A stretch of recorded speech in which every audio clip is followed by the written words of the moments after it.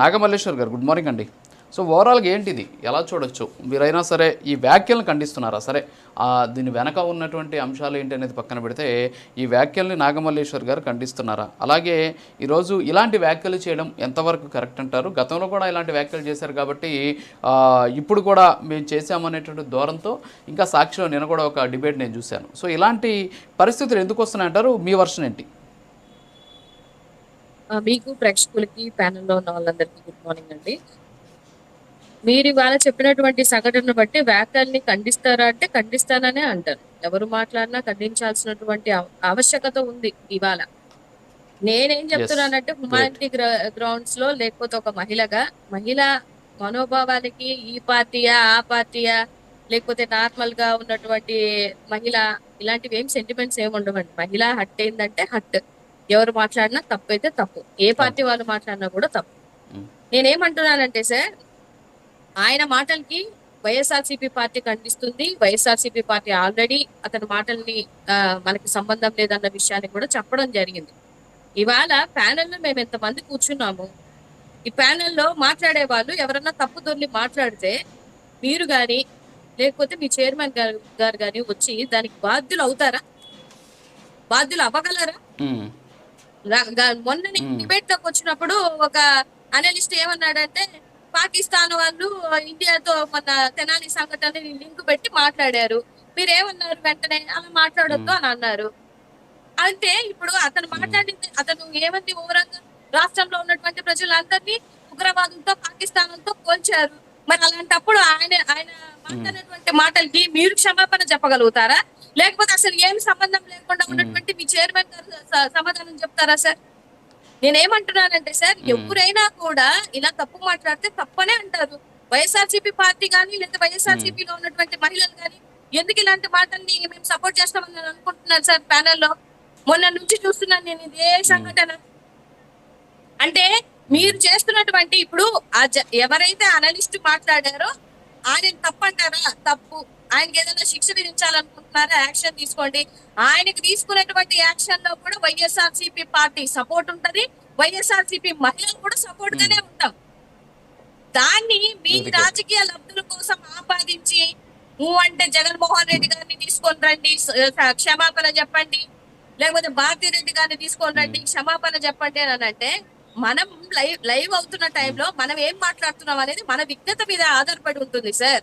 ఎవరు చెప్పరు, ఇదిగమ్మా ఇలాగే మాట్లాడు, ఇలాగే వెళ్ళు, ఇలాగే ప్రొజెక్ట్ చేయని చెప్పడానికి ఉండదు. అయినప్పటికీ కూడా ఒకవేళ నేను ఇప్పుడు party official spokes person sir, నేను మాట్లాడున్నానంటే పార్టీ బాధ్యత తీసుకుంటది. కానీ ఇప్పుడు మనలో ప్యానెల్ లో ఉన్నటువంటి పెద్ద సార్ వచ్చారు, ఆయన మాట్లాడిన దానికి పార్టీని ఆపాదించేసి మీరు పార్టీ వాళ్ళే, మీ ఛానల్ అని మీరు తీసుకోండి రెస్పాన్సిబిలిటీ అంటే ఎట్లా తీసుకుంటారు సార్? ఇది ఎంతవరకు సమంజసం అనేది కూడా రాష్ట్రంలో ఉన్నటువంటి ప్రజలు ఆలోచిస్తున్నారు. ఇవాళ ప్యానెల్లో కూర్చొని అడ్డగోలుగా మాట్లాడుతున్నారు చాలా మంది. వీళ్ళు పెడుతున్నటువంటి థంబ్నెయిల్స్ ఎవరికి కనిపించట్లేదా?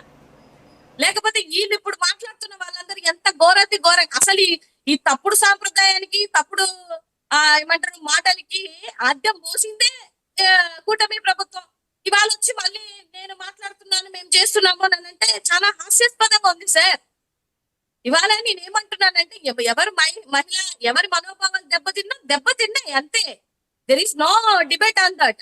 నేనేం చెప్తున్నాను, మీరు ప్రతిదానికి జగన్మోహన్ రెడ్డి గారు ఇప్పుడు మొన్న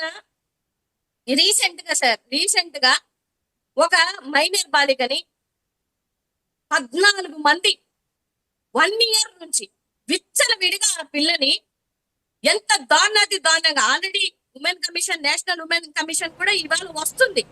ఏది ఈ కేసు మీదనే. ఇక్కడ ఎవరు పట్టించుకోకపోతే వాళ్ళు కంప్లైంట్ రైజ్ చేస్తే వాళ్ళు వస్తున్నారు ఇవాళ.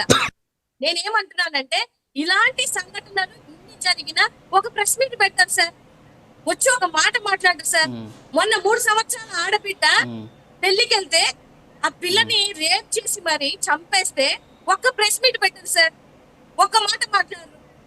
ఇవాళ రైతులకి నిజంగానే అమరావతి ఆ ఏరియాలో మాట్లాడినటువంటి మహిళల్ని మేము కూడా వాళ్ళకి సపోర్టే.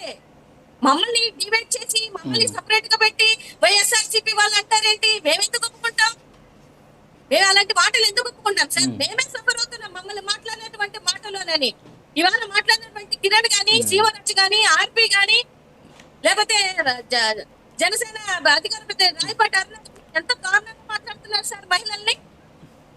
మీరు మాత్రం అలాంటి వాళ్ళని తీసుకొని వచ్చి లైవ్ డిబేట్లు పెడతారు, మనల్ని తిట్టిస్తారు. మా కింద మా వీడియోల కింద కామెంట్లు చూడండి సార్. న్యాయం ఒకవైపే ఉండాలి కదా. మీరు లెక్క మాట్లాడుతున్నారు కదా, మీ లెక్క ప్రకారం న్యాయం ఒకవైపే ఉండాలి అనుకుంటే మరి మా పరిస్థితులు ఏంటి? మేము ఆడవాళ్ళం కాదా? మా ఈ మనోభావాలు కాదా? నేను చాలా క్లియర్ గా మీరు అటు కాదు మేడం, అటు తిరిగి సాక్షిలో జరిగిన డిబేట్ ని తీసుకొచ్చి మళ్ళీ ఇక్కడ జరుగుతున్న డిబేట్లు, ఇక్కడ జరుగుతున్నటువంటి అంశాలు మీరు ముడిపడుతున్నారు. వాస్తవంగా మా డిబేట్ ఇందాక మీరు ఒక క్వశ్చన్ అడిగారు, ఏంటి అంటే మేడం వినండి మేడం, మల్లేశ్వర్ గారు కాదు మీరు అడిగిన మాటకి నేను ఆన్సర్ చేయాలి కదా. కాదు మేడం, మీరు అడిగిన ప్రశ్న నేను సమాధానం నేను ఆన్సర్ చేయాలా వద్దా? మీరు మాట్లాడుతున్నా, నేను వింటున్నా. ఒక్క నిమిషం నేను ఆన్సర్ చేసేసి, మీరు స్టార్టింగ్లో ఏమన్నారంటే నిజంగా ఈ లైవ్ డిబేట్లో మొన్న ఎవరో ప్యానలిస్ట్ ఇలా మాట్లాడారు, మీరు ఖండించారు, ఓకే బాగానే ఉంది అన్నారు.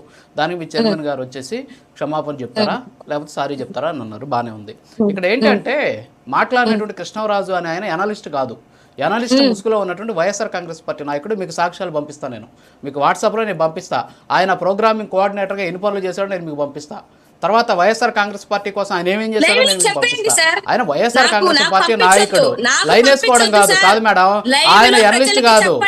వినండి మేడం, ఆయన ఒక వైఎస్ఆర్ కాంగ్రెస్ పార్టీ నాయకుడు, వైఎస్ఆర్ కాంగ్రెస్ పార్టీ అధినేత, ఓనర్ గా ఉన్నటువంటి ఛానల్ అది, ఓకేనా? సో అది రాజకీయ పరమైనటువంటి ఛానల్ అది.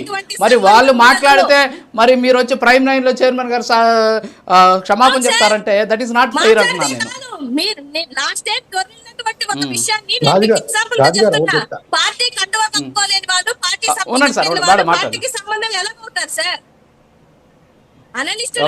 ఒకవైపు మాట్లాడరు కదా, రెండు వైపులా మాట్లాడే వాళ్ళని అనలిస్టులు అంటారు. మరి ఆయన ఒకవైపు మాట్లాడతారు, పంపిస్తాం మీకు వీడియోలో. అనుకున్నప్పుడు మా పార్టీకి ఎక్స్పీరియన్స్ ఎవరు లేరులేండి అక్కడ. జగన్మోహన్ రెడ్డి గారు సారీ చెప్పాలి, భారతమ్మ గారు సారీ చెప్పాలి అని అంటే ఇంతవరకు కరెక్ట్ అంటున్నాను సార్. ఖచ్చితంగా జగన్మోహన్ రెడ్డి గారు సారీ చెప్పాలి మేడం. సారీ చెప్పకపోయినా కనీసం స్పందించాలి. సారీ అవసరం లేదు, కనీసం స్పందించాలి. అరే ఇలా ఒక ఛానల్, మా ఛానల్ అని కూడా అనొద్దు, ఇలా ఒక ఛానల్లో ఇలాంటి వ్యాఖ్యలు చేయడం దురదృష్టకరం. సో ఇలాంటి వ్యాఖ్యలు ఎవరు చేసినా సరే తప్పే అని చెప్పేసి ఆయన ఒక చిన్న ప్రశ్న ఒకటి, ఇందాక మీరు అన్నారు కదా అక్కడ ఎవరో ఒక అమ్మాయి మీద, మైనర్ బాలిక మీద ఇంత భారీ ఎత్తున జరిగిన ఒక ప్రెస్ మీట్ కూడా పెట్టలేదని. మరి మీ ఛానల్లో జరిగిన దాని మీద ఆయన ఒక ప్రెస్ మీట్ పెట్టచ్చు కదా మేడం.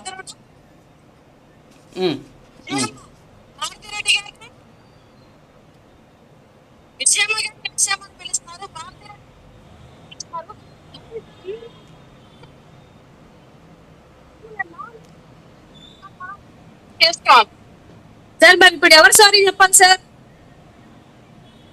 ఎవరు సారీ చెప్పాలి సార్? మాట్లాడినటువంటి హోమ్ మినిస్టర్ అనిత గారు సారీ చెప్పాలా? లేదు అని అంటే ఆ పార్టీకి అధ్యక్షులైనటువంటి చంద్రబాబు నాయుడు గారు సారీ చెప్తారా? ఎందుకు చెప్తారు సార్? మనము మాట్లాడేటప్పుడు మన టంగ్ కంట్రోల్ లేనప్పుడు మనము నోటి దాంతో ఏది పడితే అది మన కోట్ల మంది మాట్లాడుతున్నప్పుడు ఐఎమ్ ద రెస్పాన్సిబుల్ పర్సన్ దీనికి ఎవరినో ఆపాదించేసి వచ్చేసి వాళ్ళు సారీ చెప్పమంటే మరి ఇంత మాట మాట్లాడారు కదా సార్, బూత్ కాదా సార్? ఇది బూత్ కాదా సార్? మీరు చెప్పండి సార్, బూతులు మాట్లాడారు ఇవేమన్నా ప్రవచనాలా? ఇలాంటివి రాజు సౌజన్య గారు ఆన్సర్ చేస్తారు దీనికి. 100 వీడియోలు ఒక్క నిమిషం చిన్న బ్రేక్.